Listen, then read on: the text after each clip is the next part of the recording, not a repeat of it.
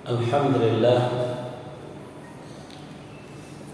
nahmaduhu wa nasta'inuhu wa nastaghfiruh wa na'udzu billahi min shururi anfusina wa min sayyiati a'malina may yahdihillahu fala mudilla lahu wa may yudlil fala hadiya lahu. أشهد أن لا إله إلا الله وحده لا شريك له وأشهد أن محمدا عبده ورسوله لا نبي بعده. اللهم صل وسلم وبارك على سيدنا محمد وعلى آله وأصحابه ومن تبعهم بإحسان إلى يوم الدين. قال الله تعالى في القرآن العظيم: أعوذ بالله من الشيطان الرجيم. يا أيها الذين آمنوا اتقوا الله حق تقاته ولا تموتن إلا وأنتم مسلمون. وقال صلى الله عليه وسلم: Man yuridillahu bihi khairan yufaqihu fiddin. Bapak Ibu jamaah salat subuh yang dimuliakan Allah, pagi yang berbahagia ini adalah selalu kita awali dengan selalu bertahmid, mengungkapkan rasa syukur kepada Allah Subhanahu wa taala atas nikmat yang begitu banyak yang Allah berikan kepada kita, terutama nikmat hidup, nikmat yang merupakan kesempatan berharga bagi kita meningkatkan ibadah kita baik dari sisi kuantitas dan kualitasnya. Kita sudah berada di bulan Sya'ban, sudah mendekati bulan Ramadan. Semangat semakin menggebu, terutama takmir yang menyelesaikan tabungannya ya, untuk menyediakan fasilitas bagi perindu surga ya. Karena kita semuanya insyaallah akan pulang ke surganya Allah Subhanahu wa taala setelah dikeluarkan ya dari surga karena kakek kita makan buah yang terlarang.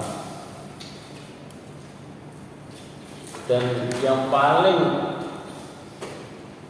bisa menjaga kita supaya kita tahu jalan menuju surga yaitu majelis ilmu seperti ini. Saya ingat pesan dari Hasan Al-Basri rahimahullah, dia seorang tabi'in.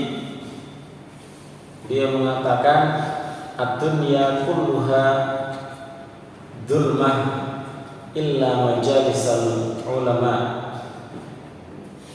Semua tempat di dunia itu gelap, kondisinya gelap. Jadi kalau kita salah tempat di dunia itu gelap. Illa majalisal ulama, kecuali majelis-majelis ilmu yang di situ ada ahli ilmu. Karena ahli ilmu itulah yang memberikan cahaya. Kalau majelis-majelis kita ini majelis-majelis yang suka nggak jelas. Pertama, kita juga gak jelas statusnya. Kadang pikiran kita juga jadi gak jelas. Tapi kalau kita bersama para ulama, ahli ilmu, kita mendapat cahaya. Karena para ulama itu adalah warasatul anbiya, pewaris nabi. Maka jangan sampai kita memperbanyak majelis-majelis yang tidak jelas, yang di situ waktu kita sia-siakan, ngobrol ngalor ngidul nggak ada manfaatnya. yang kita perbanyak itu adalah majelis-majelis yang kita bersama para ahli ilmu, di mana ahli ilmu memberi cahayanya kepada kita semuanya untuk kembali pulang ke surganya Allah Subhanahu wa taala. Jamaah sekalian rahimakumullah, saya ingin membahas sedikit tentang mengondok sholat-sholat yang 5 waktu atau sholat-sholat yang terlewat. Ya. Ini belum pernah saya sampaikan ya. Karena saya menyampaikan fikih itu di banyak tempat, saya lupa ya. Dalam rangka apa? Bahwa sholat ini di dalam surat An-Nisa disebutkan innas sholata kanat 'alal mu'minina kitaban mawquta. Sholat itu sudah ditentukan waktunya masing-masing. Tapi karena kegiatan manusia, karena nafsu manusia, karena halangan-halangan tertentu, kadang sholat itu kita lakukan di luar waktunya. Ya. Ini yang sering ditanyakan. Ya. Jadi prinsip dasar daripada sholat itu dilakukan tepat pada waktunya. Adapun kalau nanti keluar dari waktunya, ada yang dimakfu atau dimaafkan, dimaklumi, ada yang tidak dimaklumi, tidak dimaafkan, dan ada yang sifatnya itu boleh ya keluar waktu dengan syarat-syarat tertentu. Jamaah sekalian rahimakumullah, ini beberapa kaidah di dalam sholat. Yang pertama ini masih bahasa Arab ini saya terjemah. Yang pertama kaidah yang harus dipegang seorang muslim, la yajuzu lil muslimi ayu akhira as-salata hatta yakhruja waqtuha min ghairi udrin. Prinsip dasar seorang muslim menjaga ya, tidak boleh mengakhirkan sholat sampai keluar waktunya tanpa ada udzur. Ya. Itu Allah tetapkan di dalam surat An-Nisa, innas sholata kanat 'alal mu'minina kitaban mawquta. Bahwa sholat itu wajib atas orang-orang mukmin dengan waktu yang sudah ditentukan. Itu prinsip dasarnya. Dan Allah memberikan pujian kepada kaum. Waqad madahallahu ta'ala aqwaman biqaulihi rijalun la tulhihim tijaratun wala bay'un an dzikrillah wa iqamis shalah wa ita'iz zakah yakhafuna yawman tataqallabu fihi al-qulubu wal absar. Jadi orang-orang yang mereka tidak dilalaikan oleh perdagangan, bisnis dan jual beli, sehingga mereka lupa dari mengingat Allah, lupa dari menunaikan sholat, lupa mengeluarkan zakat. Mereka takut pada hari yang hati serta pandangan itu bolak-balik, maksudnya bolak-balik itu kacau. Jadi nanti di akhirat itu, terutama di padang mahsyar, kita ini kebingungan di dalam hadis itu kan. Matahari didekatkan sehingga manusia kacau hatinya, kondisi yang sangat berat. Dan kalau kita baca dalam surat Al-Ma'un, fawailul lil musalli, dan celaka orang yang sholat, alladzina hum 'an sholatihim sahun, yang mereka lalai dari sholatnya. Ibnu Abbas menjelaskan lalai di situ adalah menunda sholat sampai keluar dari waktunya, sebagaimana yang dilakukan banyak dari orang munafik, ya. Karena tidak ada iman di dalam hati mereka, jadi tidak menjaga waktu sholat. Bahkan Rasulullah SAW pernah dilapori ada seorang yang tidur sampai siang. Ini pendapat jumhur, ya. Jadi lafal hadisnya gini: dzukira inda Rasulillah sallallahu alaihi wasallam man nama hatta asbaha, orang yang ketiduran sampai siang. Kemudian Rasulullah mengatakan dzalika yaqulu syaitan ala udunai, itu adalah orang yang sudah dikencingi setan di telinganya. Ada yang mengatakan ini bukan sholat subuh sampai siang. Ada ulama yang mengatakan ini adalah orang yang tidur sampai datang waktu subuh. Ada dua versi, ya, maknanya. Jadi orang yang tidur kok mentok subuh sudah adzan, itu berarti sudah dikencingi setan karena nggak bisa bangun sholat malam. Ada yang maknanya itu adalah orang yang dia itu tidur sampai kesiangan, sampai matahari terbit. Dua makna ini bisa, ya, difahami dalam hadis itu seperti itu. Bisa orang yang meninggalkan sholat tahajud sehingga mentok subuh bangun, itu sudah dikencingi setan. Atau orang yang dia tidur sampai matahari terbit lupa sholat subuhnya. Nah, yang kedua ini paling parah, ya. Maka ini harus kita sadari. Walaupun kencingnya setan itu bentuknya apa, kita juga nggak tahu. Apakah memang betul-betul air atau wallahu ta'ala a'lam. Tapi secara bahasa yang namanya kencing, ya, itu setan kok bisa sampai kencing, itu menurut Ibnu Hajar Al-Asqalani berarti orang tersebut memang dilecehkan oleh setan. Dan sampai kita dilecehkan oleh setan. Setan itu musuh Allah. Kok sampai kita ini seorang mukmin yang bertauhid kok sampai dilecehkan oleh setan, sampai dikencingi, itu kan pelecehan. Jamaah sekalian rahimahullah, itu prinsip yang pertama.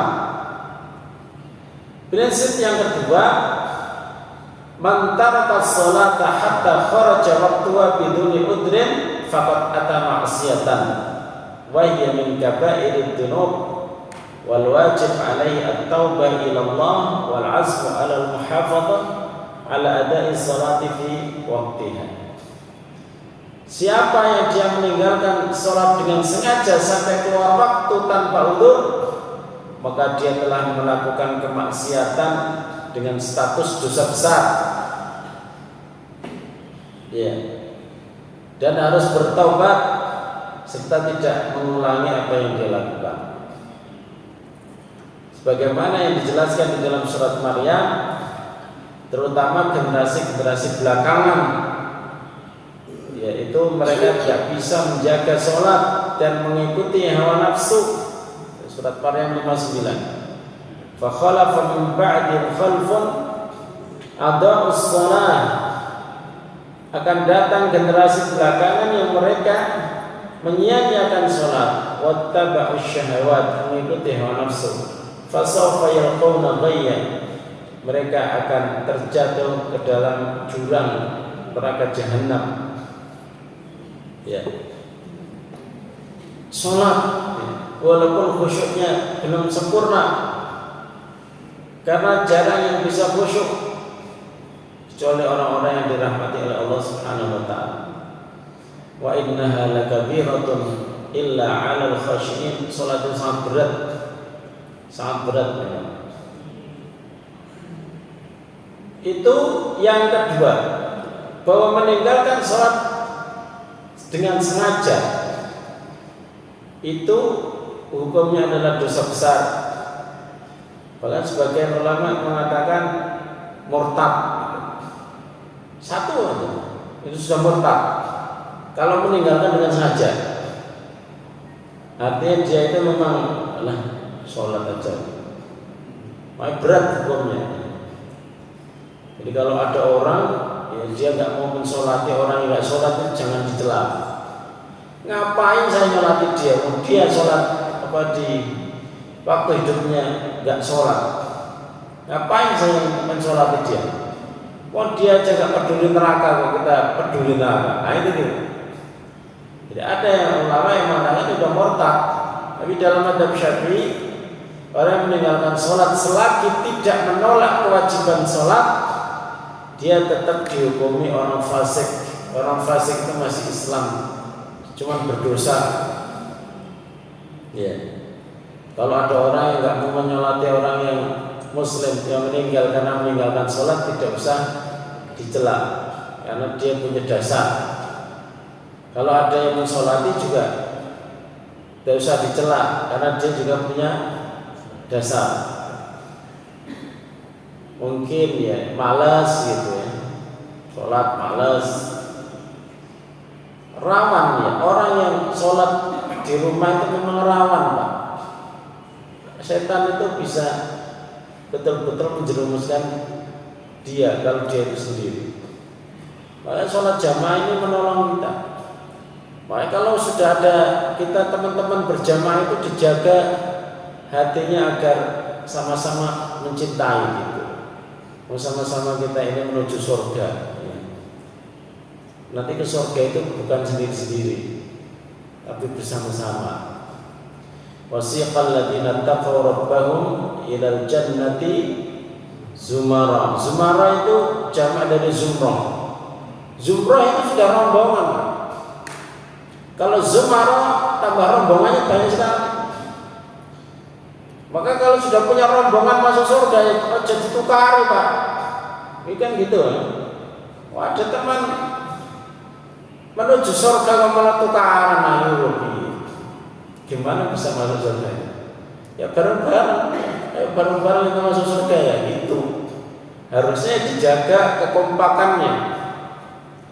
Jangan sampai nanti malah tukaran sama rombongan masuk surganya.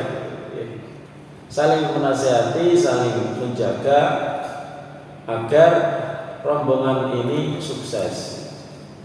Ya kalau panjenengan yang sudah pensiunan gitu kan, ya ini Masjid Roda ini jadikan tempat rombongan masuk surga. Kan geraknya itu nggak terlalu jauh lagi tuh Pak, pensiunan. Ya kan? Pensiunan itu kan tinggal, oh ini Masjid Roda ini rombongan saya masuk surga kan gitu. Oh cuma petendang-petendang ya. Petendang-petendang itu ya. Pelirak-pelirak ya. Bismillah ya. Masuk surga bersama-sama. Ya usah. Ini rombongan kita ya, rombongan kita. Cari rombongan yang baik, yang saling menasihati dalam kebaikan dan ketakwaan. Itu prinsip yang kedua. Kemudian yang ketiga, man akhara shalah hatta kharaja waktu abi udrin. Siapa yang dia mengakhirkan sholat sampai keluar waktu tapi dengan udzur seperti ketiduran, awinisyan atau kelupaan, alaihi ada'us shalah mutazalal udru, maka dia wajib melaksanakan sholat ketika udzurnya sudah tiba, sudah hilang. Nah, Rasulullah berpesan man nasiya sholatan falyusalliha idza dzakaraha la kafarata la illa dzalik. Siapa yang lupa sholat maka hendaknya dia melakukan sholat itu jika dia ingat. La kafarata la illa dzalik, tidak ada pembebasan dosa atau penebus dosa kecuali melakukan sholat itu langsung. Lupa itu dialami oleh siapapun sampai Rasulullah juga yang namanya lupa sering terjadi. Rasulullah itu manusia biasa, lupa jumlah rakaatnya, ya. Jumlah rakaatnya Rasulullah pernah lupa. Dan Rasulullah itu punya mentor Jibril alaihissalam, punya guru. Makanya kalau manggil Muhammad gitu, ya Muhammad, Muhammad, karena yang muridnya, Muhammad itu muridnya, Jibril itu gurunya. Ya, talakinya Rasulullah dalam hal sholat ya dengan Jibril. Jibril itu ngajari sholat dari waktunya, jadi seluruh waktu itu Jibril datang 2 waktu kecuali sholat maghrib. Waktu di awal terus Jibril datang, Muhammad ini waktu awalnya. Kemudian pada kali yang lain Jibril datang akhir waktu, ini akhir waktunya. Kecuali maghrib itu Jibril datangnya 1 waktu. Sehingga di dalam mazhab Syafi'i waktu maghrib itu ya waktu dia bisa bersuci dan bisa melaksanakan sholat maghrib 3 rakaat. Salat qobliyah dan ba'diyah itu sudah mendekati habis itu saja. Kalau maghrib jangan ditunda-tunda, karena Jibril datangnya dalam 1 waktu di awal tok, ketika matahari terbenam. Ketika matahari terbenam, Jibril datang, Muhammad ini waktunya. Dan tidak ada waktu akhir ya, ketika sholat maghrib. Artinya sholat maghrib itu sangat pendek. Rasulullah SAW dalam perang Khandaq atau perang Ahzab itu sampai melakukan sholat 4 waktu dalam 1 waktu, karena mengejar target menggali parit. Sholat zuhur rencananya kan mau diselesaikan dengan asar, ya. Maksudnya ketika menggali parit itu kan mau diselesaikan dengan asar dijamak gitu. Tapi ternyata belum selesai. Masuk maghrib itu waktunya kan sebentar, ya kan? Belum selesai juga. Akhirnya sampai isya. Dan di isya inilah dilakukan zuhur, asar, maghrib, isya, gitu. Nah, ceritanya bagaimana? Diriwayatkan dari Ali radhiyallahu anhu, Rasulullah SAW bersabda Yaumul Khandaq, pada hari parit gitu, waktu menggali parit. Karena ini masalah nyawa. Koalisi perang Ahzab kan koalisi kekuatan musuh Islam, diberkumpul semua mereka banyak.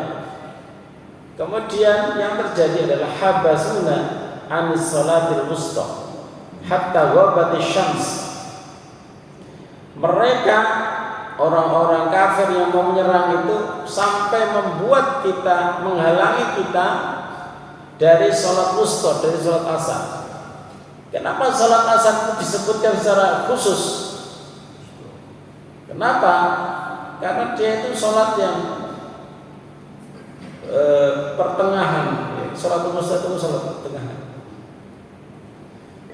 Sholat asar ini ya masih kalah dengan sholat subuh, karena sholat subuh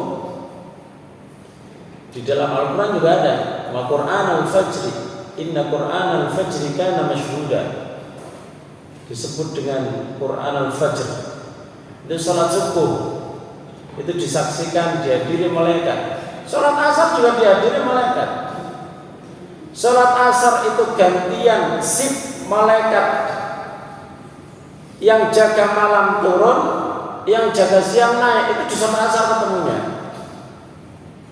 Ono sip-sipan Pak penjaganya. Penulisan amal itu 2 sip. Sip malam, sip siang. Tukerannya itu di sholat asar dan sholat subuh. Kalau sholat asar berarti sip malamnya itu malaikat datang karena untuk menjaga malam. Yang sip siang naik. Kalau subuh ketemunya malaikat sip siang turun sampai sore. Kemudian yang malam naik. Catatannya di setoran amal itu ya. Kalau harian ya, karena setoran amal itu ada harian, ada pekanan Pak, ada tahunan. Itu disebutkan di dalam hadis ya. Kalau harian ya, sipnya itu sudah jelas ya. Sip di asar dan di subuh. Kalau pekanan itu di hari Senin dan Kamis itu setorannya itu ada. Kenapa Rasulullah suka puasa di Senin Kamis? Karena disetor amalan pekanan itu. Kepengennya Rasulullah kalau pas disetor kondisi terakhir amalan itu sedang berpuasa. Rasulullah pengennya begitu. Sehingga kemudian disunahkan puasa Senin dan puasa Kamis. Ya. Jadi sehingga Rasulullah SAW hatta ghabati syams, kita nggak bisa nih sholat wusta, sholat asar sampai terbenamnya matahari. Kemudian Rasulullah mendoakan kepada orang-orang yang memusuhi beliau itu, mala Allahu kuburahum wa buyutahum au ajwafahum nara. Semoga Allah memenuhi kuburan mereka, rumah mereka, perut-perut mereka dengan api neraka. Ya, seperti itu. Ya. Ini sehingga di dalam riwayat lain itu 4 sholat dilakukan dalam satu waktu karena ada udzur. Udzurnya apa? Menyelamatkan nyawa kaum muslimin di Madinah.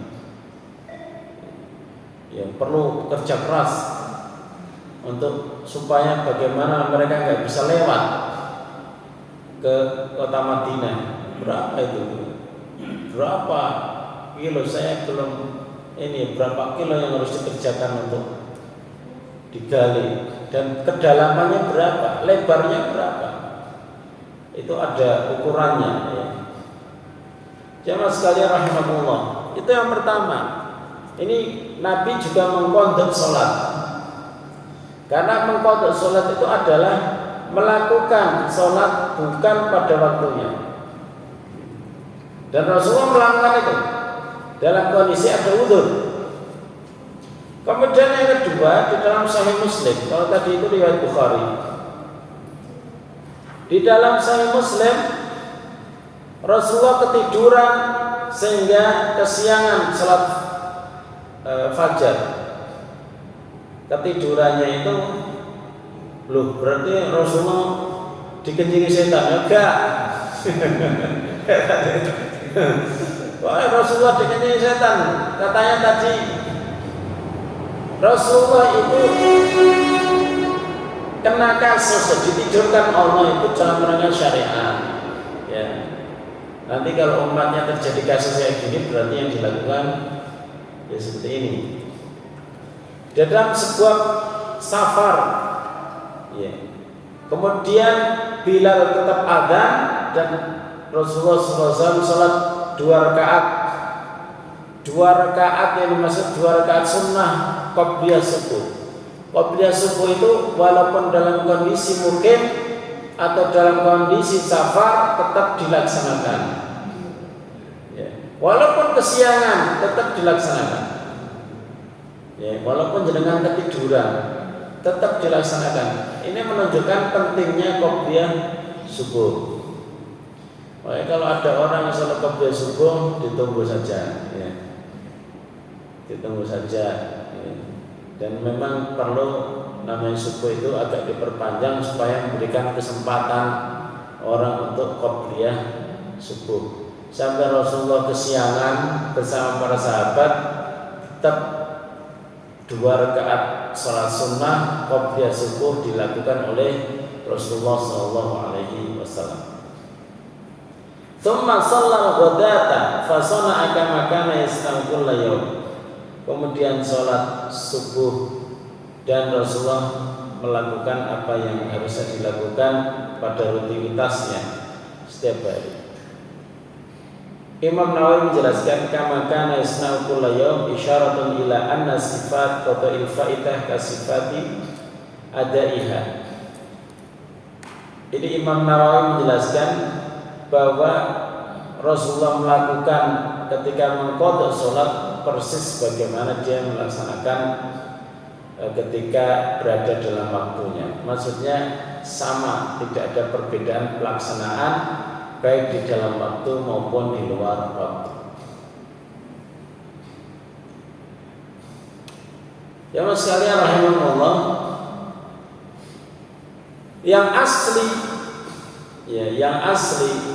atau dasar yang menunjukkan bahwa sholat itu harus tetap dilaksanakan walaupun sudah keluar waktunya adalah dasarnya hadis man nasiya sholatan, siapa yang lupa sholat fa yusalliha idza dzakaraha la kaffarata laha illa dzalik. Ini dasarnya. Kalau memang dia belum melakukannya, dilakukan.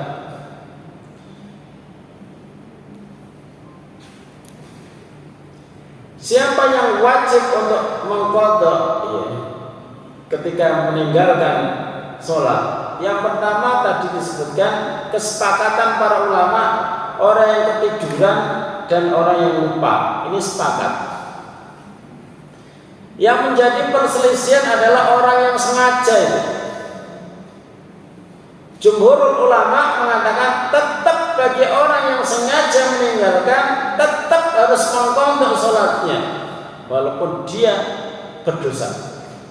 Ya, ketika meninggalkan berdosa, dosa besar, tapi tetap dia itu harus melaksanakan. Ini jumhur ulama. Jumhur ulama itu dari Syafi'i, Hambali, Maliki, Hanafi, semuanya. Ya. Ada yang ini pendapat Ibnu Hajar ya. Ini pendapat yang menguatkan bahwa bagi orang yang meninggalkan dengan sengaja juga harus membayarnya. Tidak ada ampun. Oh, aku dulu meninggalkan sholat, berarti bayar, kamu utang. Ini Ibnu Hajar menjelaskan di dalam syarah Sahih Bukhari. Inna wujubal qada'i 'alal amid bil khitabil awwal. Bahwa perintah untuk melaksanakan sholat walaupun harus mengqadha bagi orang yang sengaja itu sudah bisa difahami dari hadis yang tadi khitabul awwal. Ya, khitab yang pertama berdasarkan hadis tadi. Li'annahu qad khutiba bis shalah wa tarattabat fi dhimmatihi. Karena dia itu sudah diperintahkan sholat dan tetap menjadi beban dia. Fasarat dainan alaihi, kata Ibnu Hajar, tetap utangnya walaupun meninggalkan dengan sengaja. Wadain la yasqutu illa bi'adai, dan utang itu tidak mungkin bisa terbayar kecuali harus dengan melakukannya. Ya, seperti itu ya jamaah sekalian. Sebagaimana faman aftara fi Ramadan, saya persingkat, siapa yang dia itu tidak puasa di bulan Ramadan amidan, fa innahu yajibu alaihi ayyadiyau ma'a baqai itsmil iftar alaihi, maka wajib dia untuk melakukan puasa Ramadan itu walaupun dia tetap menanggung dosa ketika dia tidak puasa. Ketika orang nggak puasa 10 tahun, berarti harus membayar puasa Ramadan 30 kali 10, 300 puasa dalam tanggungannya dia. Terus ada ampun ini, ada ampun. Apakah saya harus bayar puasa? Bayar. Nah, itu menurut Ibnu Hajar, dan ini pendapat jumhur. Pendapat jumhur ulama tetap harus membayar. Nah, nanti caranya bagaimana? ya, itu masalah teknis. Ini sebagian daripada dalilnya. Kata-kata terakhir itu fadainullahi ahaqqu ayyuqda, hutang kepada Allah lebih wajib untuk dibayar. Pada manusia kamu hutang bayar, kepada Allah lebih wajib untuk dibayar. Itu. Tetapi ulama Dhahiriyah ini, jadi bagi yang madzhabnya Dhahiriyah itu, bagi orang yang sengaja meninggalkan sholat dia berdosa dan harus bertobat, tetapi dia tidak wajib untuk membayarnya. Nah ini bagi orang yang pendapatnya seperti Dhahiriyah, berarti orang yang bermaksiat dulu meninggalkan sholat atau meninggalkan puasa, dia tidak wajib membayarnya. Pendapat Dhahiriyah.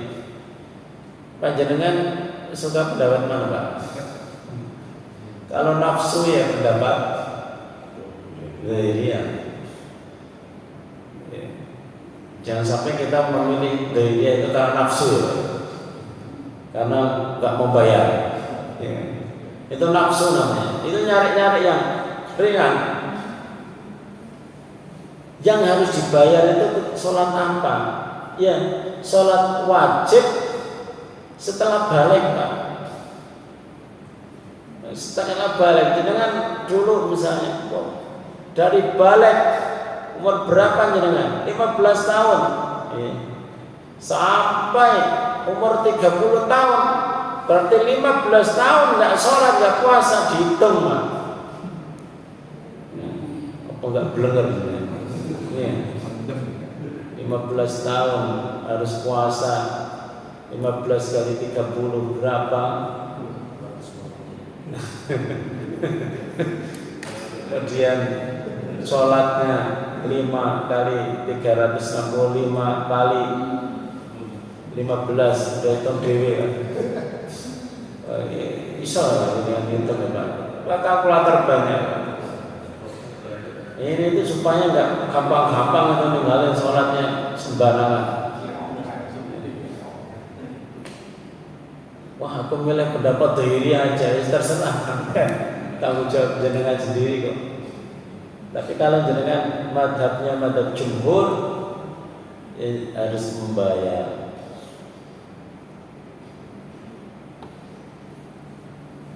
Kemudian bagaimana cara membayarnya ini mulai dijelaskan.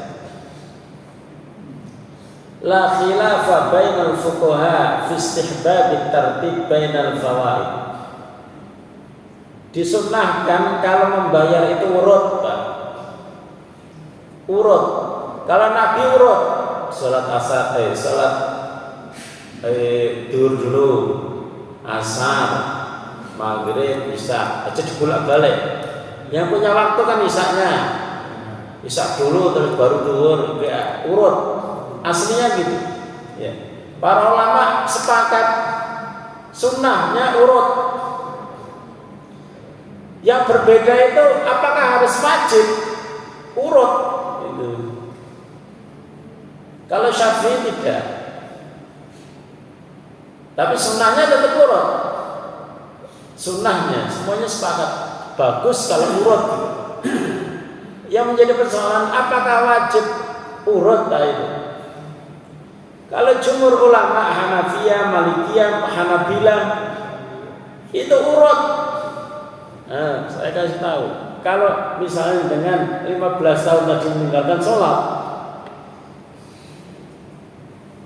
bukan duhur dilipat-lipat nama. Saya sholat subuh ya, utangnya berapa ya? Berapa kali sholat subuh? Terus 10 kali tambah subuh yang asli juga asli yang punya waktu. Setelah itu bayar 10 subuh, bukan begitu Pak. Tapi jangan bayar permulaannya subuh lah, subuh, duhur, asar, maghrib, isya gitu Pak cara bayarnya. Jangan subuh dilipatkan, subuh. Itu boleh dalam madhab Syafi'i. itu boleh. Cuman lebih bagus itu kalau urut. Walaupun Imam Syafi'i, Madhab Syafi'i menjelaskan tidak harus urut, tapi urut itu tetap yang utama. Gitu. Subuh, duhur, asar, maghrib, isya. Begitu. Terus yang dibayar cicilannya itu paling bagus berapa kan begitu Pak? Nanti kita coba selanjutnya ya. Ini pendapat-pendapat imam ya, pendapat-pendapat imam dari madhab ini dari madhab Maliki menjadikan penjelasan begini. Nak bayarnya langsung akeh kan langsung menggelepar Pak. Ini Pak. Karena berapa Pak? Jangan 15 tahun lah kebanyakannya. Berapa kira-kira? 10 tahun ya, 10 tahun. Kalau 10 tahun 5 kali 365 berapa dulu kan? Terus kali 10 kan? Berapa yang ini? Dengan pinter gitu Pak Mas Abdul. 365 kali 5 berapa? 1000. Berapa ribu? Pinter Pak?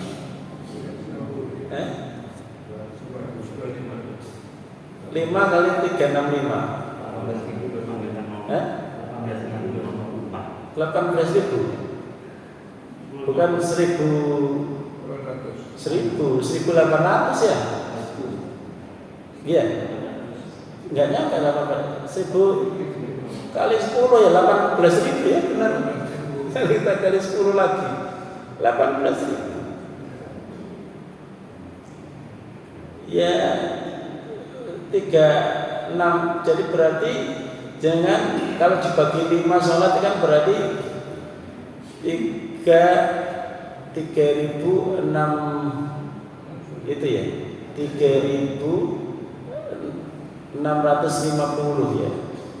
Jenengan itu punya tanggungan Pak 3.000. Kalau satu paketnya langsung 5 itu ya 5 waktu itu kan berarti jenengan ada 3.650 paket salatnya jenengan harus lakukan. Kan nggak mungkin jenengan langsung melakukan 3.000.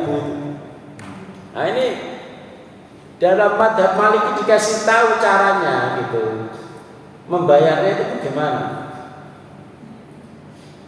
Qaulu fawran ay ala rajih khilafan liman qala inna wajibun ala tarafi wa khilafan liman qala inna laysa biwajibin ala al-fawr.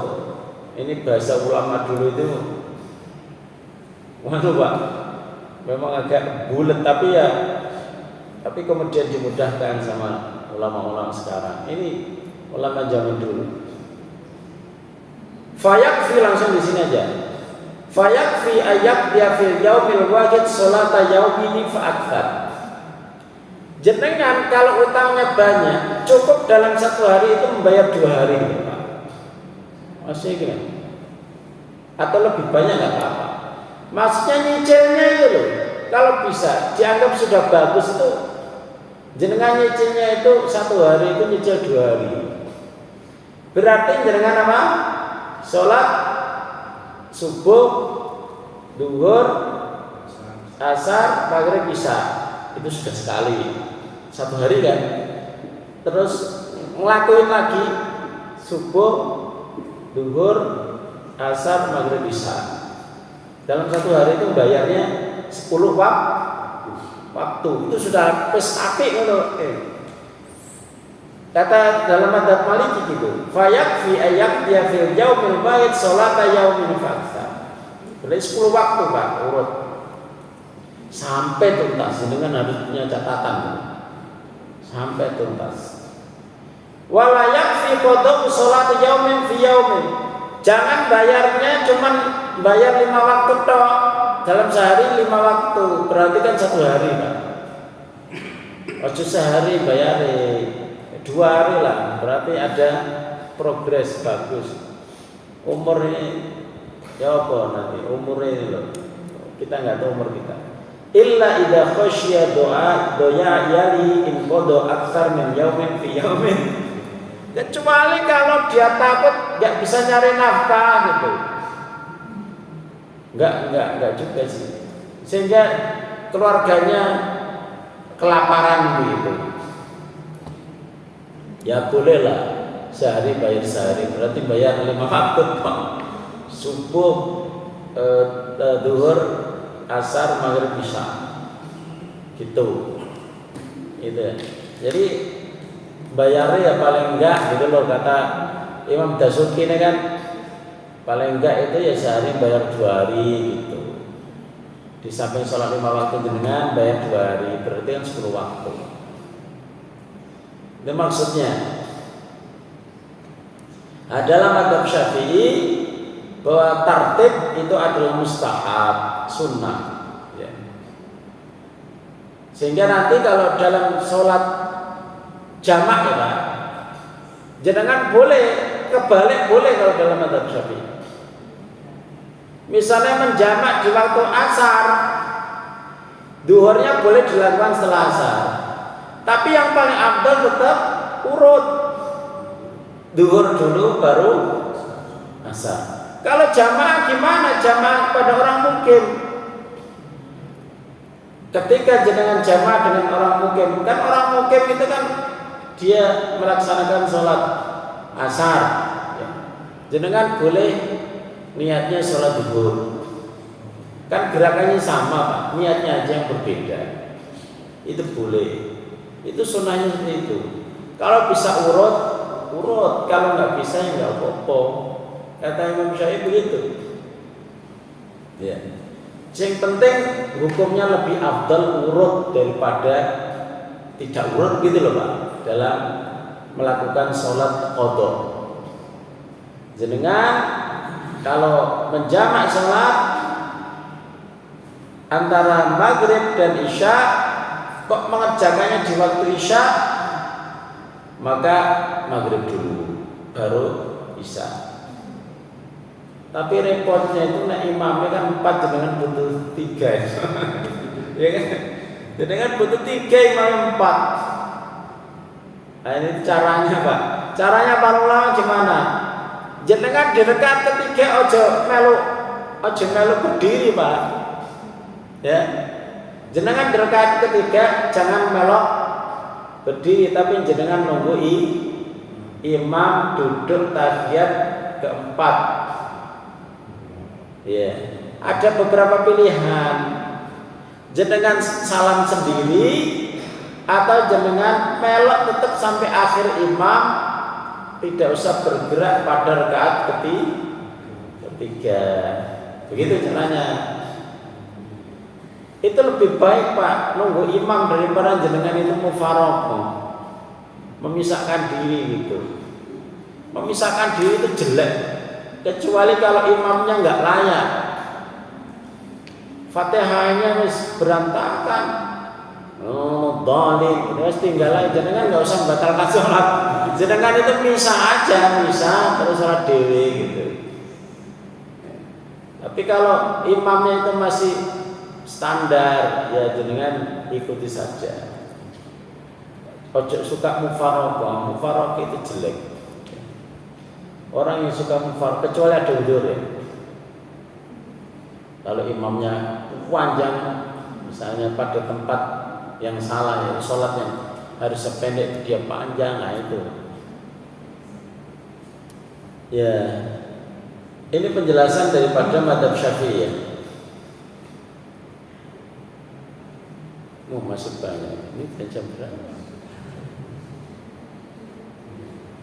Jam 6. Kita buka tanya jawab saja. Ini masih apa ya? Persoalannya masih panjang urusannya. Silakan jamaah sekalian yang mau mulai silakan. Waalaikumsalam.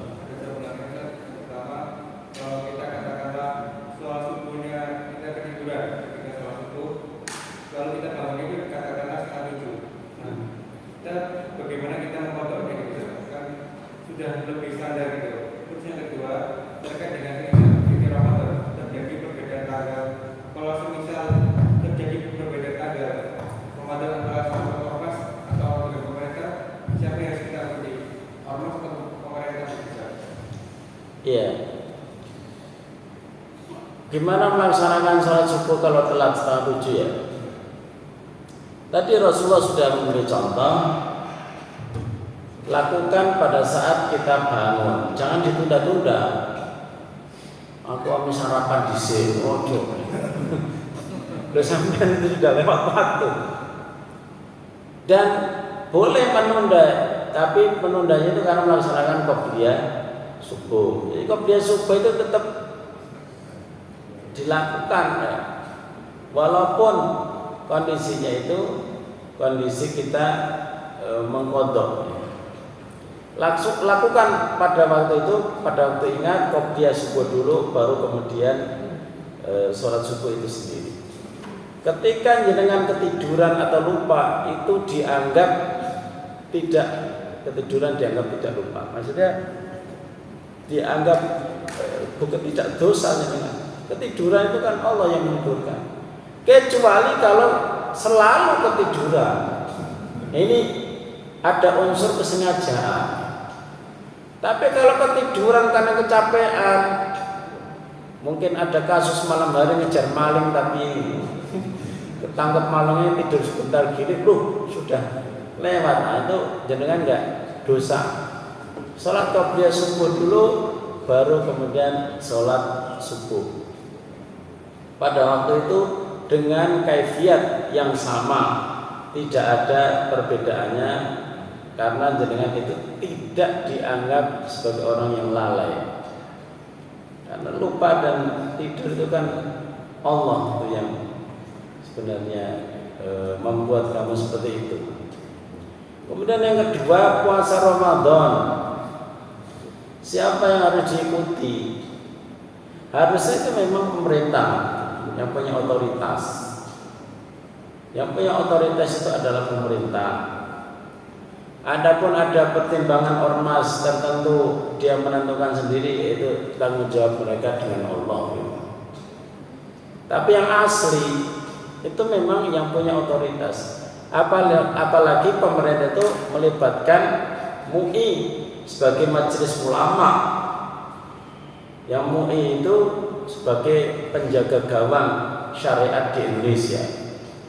Kalau pemerintah kok sampai berbeda dengan MUI, ada dua. Jadi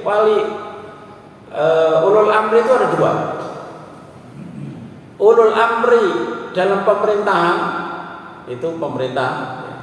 Ulul amri dalam agama itu adalah kalau di Indonesia MUI-nya kan? MUI. Kan di dalam MUI juga ada ormas-ormas kan sebenarnya. Nah, ini yang punya otoritas dalam masalah agama ya ulul amri dalam agama. Maksudnya MUI di atas pemerintah dalam masalah apa? Dalam masalah agama. Ya, dalam masalah agama. Jadi jangan sampai MUI ini nggak dianggap tuh. Ini nanti pemerintah bisa sasar. Ya karena memang coba baca di dalam tafsir Ibnu Katsir ya.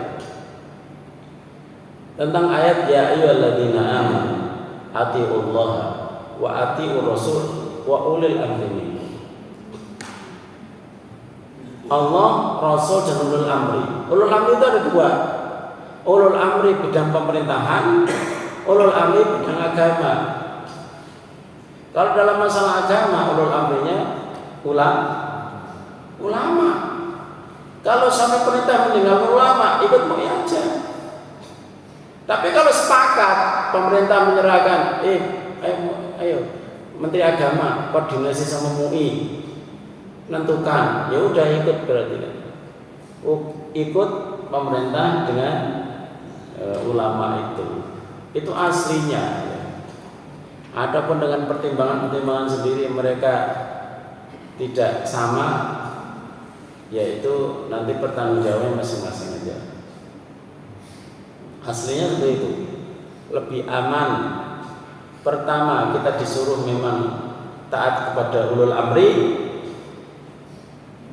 selagi tidak maksiat, ya. Dan itu kan nggak maksiat.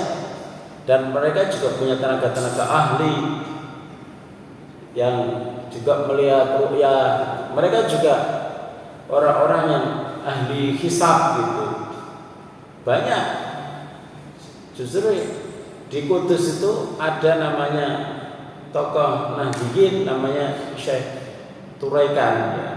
Kiai Turaikan itu ahli falak yang hebat gitu. Ya. Hisab ada, ru'yah harusnya juga menjadi pertimbangan. Jadi hisab itu untuk lebih mendekatkan kepada kebenaran saja. Walaupun sebagian ada yang mengatakan pokoknya hisab sudah cukup, ya monggo, itu nanti masalah istihad. Mudah-mudahan ya dapat pahala satu bagi yang hanya hisab saja. Bagi yang hisab dan ru'yah mudah-mudahan dapat pahala dua kan begitu. Ya, seperti itu aja ya, kita sikapi begitu saja. Yang lebih aman menurut syariat yaitu taat ulul amri. Sekali lagi ulul amri itu ada dua, yaitu pemerintah dan ulama. Kalau dua berjalan bersama-sama, ya kita sudah cukup. Nanti ditanya Allah hujjah, kamu kenapa kok ikut apa pemerintah? Ya kita kan disuruh ikut pemerintah gitu ya. Pemerintah dan ulama gitu ya. Pemerintah plus ulama, tidak hanya pemerintah saja. Saya kira seperti itu ya. Ya. Masih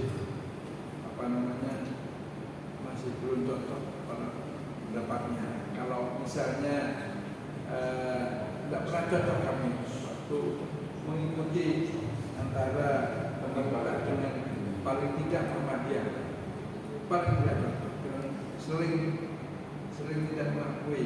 Jadi nggak pernah kita waktu kita bersama-sama seperti itu sudah senangnya bukan main. Tapi kalau mana Muhammadiyah duluan, Muhammadiyah, mesti Muhammadiyah sih. Nah, lihat ini nggak gitu. Muhammadiyah bisikan.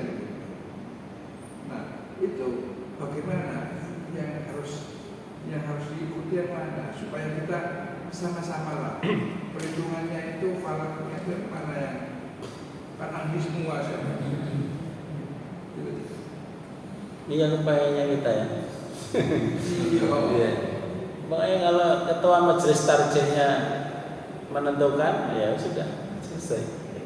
Ketua majelis tarjih. Iya. Itu kan di tangan ketua majelis tarjih. Ya selagi masih belum bisa bersama ya masih apa-apa ya. Ya. Tapi semangat tetap semangat persatuan. Cukup membuat terlalu setiap tahun kita ini kok ini ya, kok nggak sama-sama gitu. Menantunya duluan, mertuanya belakangan. Ono sing istrinya digawa mertuane, meluang wae.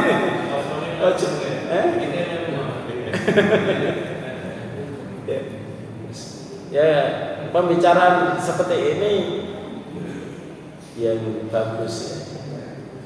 Supaya nanti majelis tarjih bisa lebih ini juga ya. Ini pertimbangan beliau-beliau orang ahli ilmu juga, jadi kita nggak bisa juga memaksakan ya. Kalau mau berdiri, sebenarnya enak kalau diserahkan pemerintah dan MUI gitu, enak. Yes, jalan bareng gitu.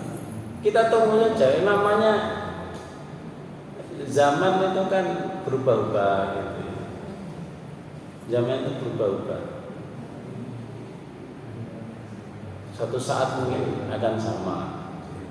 Kalau bapak-bapaknya masih beda, nanti anak-anaknya mudah-mudahan sama kan mulai tumbuh juga orang-orang sekolah yang baru, yang mereka pintar-pintar gitu. Ada perbaikan lah, baik di Muhammadiyah maupun di MUI maupun di pemerintah. Ya kita sekarang ya harus nggak apa-apa lah, ya, nggak apa-apa berbeda. Kalau orang tuanya Muhammadiyah tapi dekat Masjid Ar-Raudhah, ikut komunitasnya saja, nggak usah ikut nggak usah sampai apa. Karena gini, saya mengatakan gini, kalau terjadi perbedaan itu, yang kita ikuti mana? Walaupun kita Muhammadiyah, ikut komunitas. Karena Rasulullah bilang begini, al-idu al-fitru yauma yuftirun nas, was-shaumu yauma yasumun nas. Kita ini Idul Fitri maksudnya berbuka ya, tapi saya terjemah langsung Idul Fitri aja. Idul Fitri itu ya pada saat orang lain Idul Fitri di sekitar kita gitu. Yang namanya puasa itu ya pada saat sekeliling kita puasa gitu. Kalau seandainya dia misalnya di wilayah Jawa Timur itu kan rata-rata ya nandiin gitu, dan dia untuk mencari tempat, walaupun dia Muhammadiyah, tapi kalau sekelilingnya itu ya udah berarti ikut pemerintah. Begitu juga di lingkungan yang satu kota Muhammadiyah, dia berapa orang, ya udah ikut Muhammadiyah aja. Itu lebih enak sesuai dengan hati tadi. Karena jangan puasa sendiri dan jangan Idul Fitri sendiri. Kan enak begitu ya. Jadi ya apa ya, ya begitulah jalan tengahnya. Ya sabda Rasulullah begitu. Hari berbuka ya pada saat orang berbuka, dan saling menghormati. Kalau masih ada yang puasa ya jemaah di tengah jalan. Ya kan gitu. Jangan kemudian mendemonstrasikan perbedaan. Perbedaan itu jelas adanya, nah, jangan sampai didemonstrasikan perbedaan itu. Menghormati, saling menghormati. Kalau kita disuruh menghormati non muslim, kita sukses. Nah, sekarang kita menghormati perbedaan sama-sama muslim, harus sukses juga. Jangan perbedaan dengan non muslim sukses, perbedaan dengan sama muslim tidak sukses. Itu kan berarti salah gitu dia mengambil prioritasnya.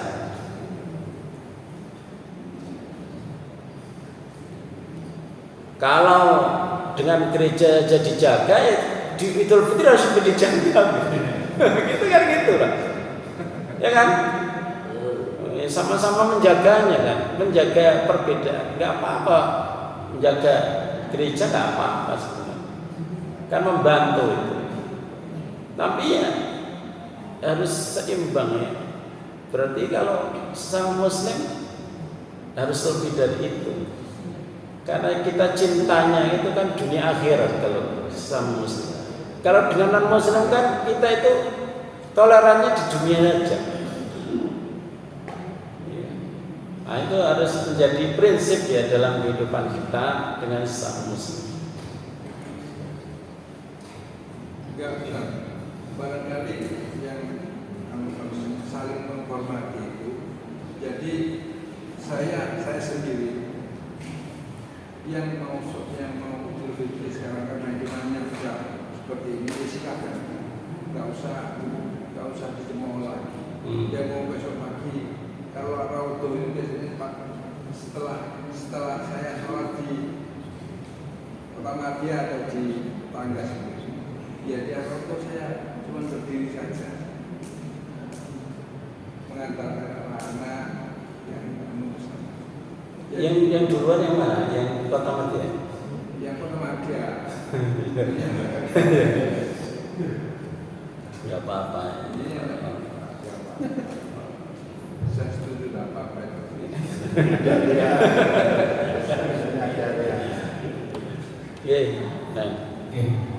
Izin banyak kita.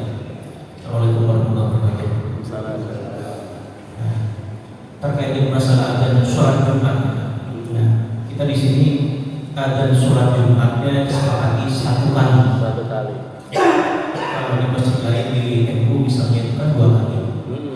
Nah, setelah adzan pertama baru sholat qobliyah Jumat. Karena kita satu kali, makanya sesuai kesepakatan kita mundurkan 15 menit dari adzan yang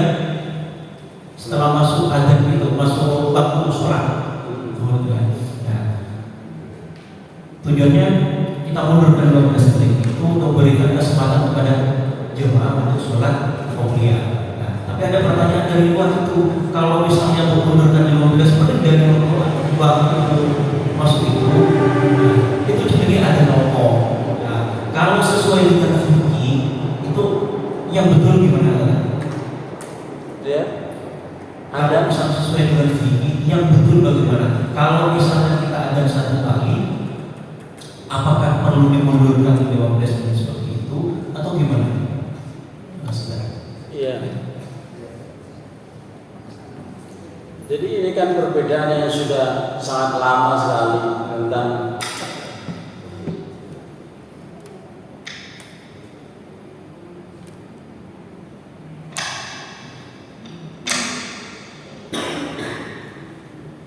perbedaan yang sudah sangat lama sekali ya tentang adzan 2 dan adzan 1. Kalau adzan itu 2, memang berarti ada kesempatan untuk sholat qobliyah. Qobliyah itu tidak hanya 2 rakaat, yang afdal dalam madzhab Syafi'i itu 4 rakaat. Qobliyah Jumat, jadi tidak hanya 2, sebagaimana duhur. Ya. Duhur itu kan ada qobliyah dan ba'diyah 4. Tidak hanya 2, bisa 4. Nah, di dalam madzhab Syafi'i memang disunahkan, ya. Disunahkan untuk ada qobliyah. Yang menegaskan itu adalah Imam Nawawi. Bagaimana pelaksanaan adzan kalau 2? Kalau 2 adzan, kalau 2 adzan supaya ada qobliyah, ya, itu berarti adzan pertama sudah masuk waktu karena ada kesempatan. Qobliyah itu kan kalau sudah masuk waktu Jumat, yaitu seperti sholat zuhur. Kalau pada zaman Utsman itu adzannya kapan? Apakah adzan itu terkait dengan qobliyah? Tidak. Agak awal ya. Pada waktu mereka belum mandi, belum ini, jaraknya agak panjang. Jadi yang adzan zuhur itu ya harusnya kalau sudah adzan Jumat ya kalau sudah masuk waktu. Adapun adzan yang pertama dibikin bagaimana? Apakah di awal sekali sebelum masuk waktu atau sesudah masuk waktu, itu kan pilihan sebenarnya. Karena adzan pertama sebenarnya adalah untuk mengingatkan orang bahwa ini itu hari Jumat, ayo persiapan Jumat. Kalau sekarang ini masa waktunya itu ya 11.40 ya, 45 atau 43 ya. Jadi kalau adzannya 1, misalnya adzannya 1, qobliyahnya bisa kalau sudah masuk waktu tanpa menunggu adzannya imam yang naik ke atas mimbar. Karena kalau adzannya cuma 1, berarti nanti orang qobliyah pada saat imam berkhutbah, kan gitu, ya kan? Seandainya adzannya 1, berarti kan adzan di saat khatib sudah naik mimbar, dan itu tidak mungkin ada qobliyah. Kalau seandainya adzannya 1, maka dilewatkan waktunya, memberikan kesempatan orang untuk qobliyah, misalnya gitu. Masuknya berapa sih? 11 berapa sih? Masuk waktu dulu ini? 11.43. Ya udah dikasih mundur 5 menit kan cukup ya. 5 menit sampai 10 menit. Yang qobliyah itu tidak usah nunggu naiknya imam. Karena kalau naiknya imam assalamualaikum warahmatullahi wabarakatuh, sudah ada, itu berarti yang diwajibkan adalah mendengarkan khutbah. Dan tidak ada pada zaman Rasul kalau sudah khatib naik mimbar, assalamualaikum terus adzan, kemudian ayo kita tunda sebentar untuk qobliyah, itu tidak ada. Langsung khutbah. Kalau memang disepakati satu,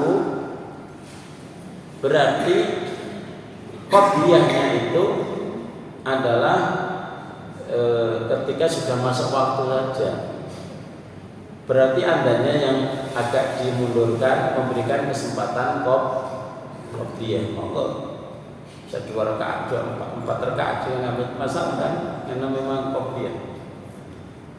Jangan pas adzan 11.43 langsung adzan 1, berarti tidak ada kesempatan untuk qobliyah. Karena kalau sudah khutbah, masa imam disuruh nunggu orang-orang qobliyah semua, ya enggak. Justru kalau memang mau qobliyah, sekali lagi adanya dimundurin dikit, silakan. Kalau sudah masuk waktunya qobliyah silakan. Yang mencari waktunya itu berarti jamaah sendiri. Itu yang pertama. Kemudian yang kedua, hadis tentang seorang sahabat namanya Al-Ghutafani, Sulaik Al-Ghutafani, datang telat. Ketika Rasulullah khutbah, Sulaik Al-Ghutafani ini datang telat. Kemudian dia duduk. Rasulullah bilang, sholat 2 rakaat. Yang menjadi perbedaan kan itu. Apakah sholatnya Sulaik Al-Ghutafani itu sholat tahiyatul masjid atau sholat qobliyah? Itu yang sering menjadi perbedaan para ulama itu. Sulaik Al-Ghutafani disuruh berdiri sholat 2 rakaat ringan. Itu sholat qobliyah apa sholat tahiyatul masjid? Nah, makanya sekarang kalau memang ditetapkan satu, yang agak diundur dikit, menunggu orang sholat qobliyah 5 menit atau 10 menit baru kemudian ada.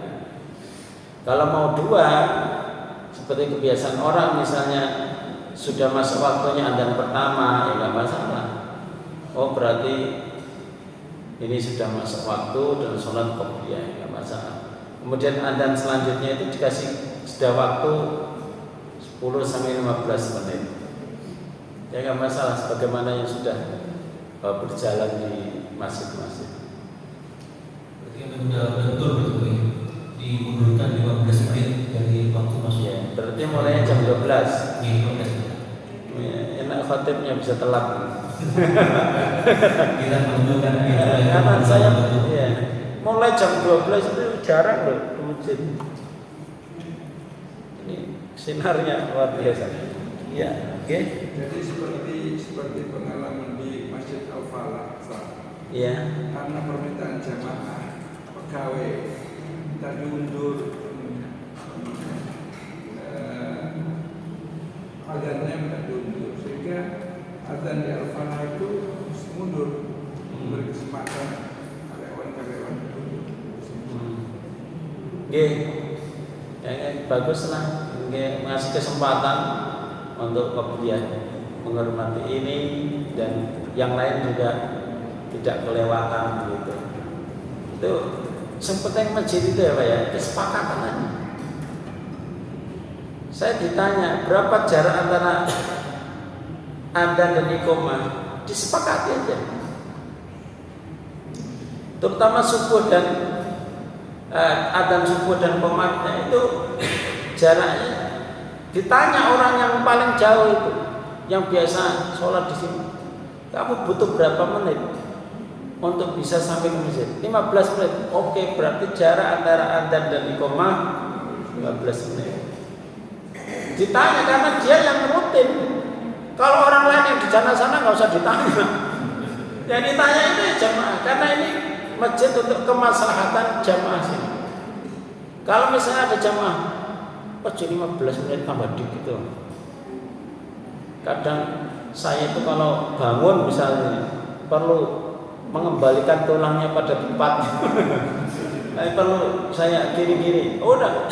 Jadi takbir itu memang ada semacam apa ya? Apa jenis itu? Kuisening, kuisener. Nah itu. jamaah. Enaknya berapa? Ayo. Oh, kalau dalam masalah qomat, butuh 15 menit, oke. Kan begitu. Enak, sama-sama enaknya nanti dirapatkan. Karena kan yang meramaikan masjid ini kan kita sendiri aja, bukan orang lain. Kalau mau disepakati satu, oke, tapi yang kopinya harus tetap jalan, oke, berarti nggak mundur. Cukup ya? Ya, ini sinarnya ini sudah mulai masuk. Kita tutup dengan baca doa kafaratul majlis. Subhanakallahumma bihamdika asyhadu an la ilaha illa anta astaghfiruka wa atubu ilaik. Assalamualaikum warahmatullahi wabarakatuh.